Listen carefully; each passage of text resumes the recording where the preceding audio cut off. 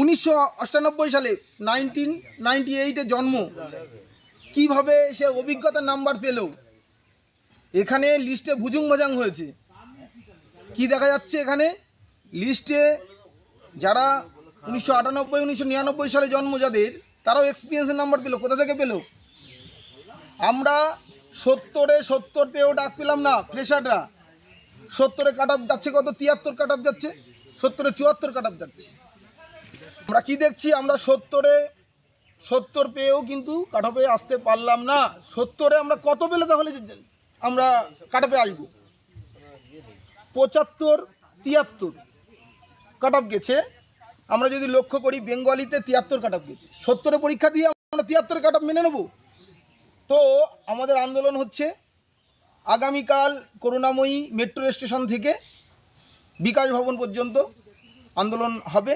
আপনারা দলে দলে যোগদান করুন। 1 নম্বর পয়েন্ট হচ্ছে 10 নম্বর বাতিল করতে হবে।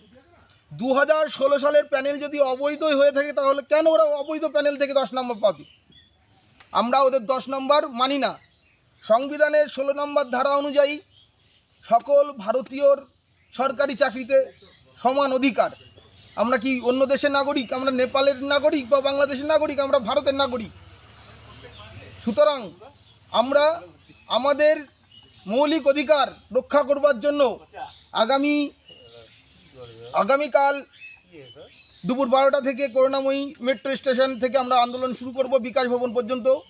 আপনারা দলে দলে যোগদান করবেন। বলি যে 1 নম্বর বলা হয়ে গেছে আমাদের 10 নম্বর বাতিল সংবিধানের 16 নম্বর ধারা অনুযায়ী। আর 2 নম্বর হচ্ছে 2012 থেকে 2025 সাল পর্যন্ত যতগুলো সিট আছে, এসএস সিট বা SLST, state level selection test, SLST যতগুলো সিট ভ্যাকান্সি আপডেট আছে, সমস্ত আপডেট চাই আমরা। 2016 সালের প্যানেল তো অবৈধ, তাহলে 2016 সালের রিক্রুটমেন্ট আমরা কেন ধরব? 2012 থেকে 2025 সাল পর্যন্ত সমস্ত ভ্যাকান্সির আপডেট চাই আমরা। আর 3 নম্বর হচ্ছে কালকে যে মার্কশিট দিল, যে প্যানেলের দিল, ইন্টারভিউ প্যানেল বের হলো, তার আমরা ওএমআর আমরা জনসমক্ষে আনতে চাই। আমাদের দেখাতে হবে কে কত পেয়েছে, সেটা আমরা দেখতে চাই। সুতরাং আপনারা আসুন, আগামীকাল দলে দলে যোগদান করি। আমরা আমাদের দাবি আমরা আদায় করেই ছাড়বো, সরকারের টনক নড়িয়ে দেবো। ঠিক আছে, আপনারা আসুন।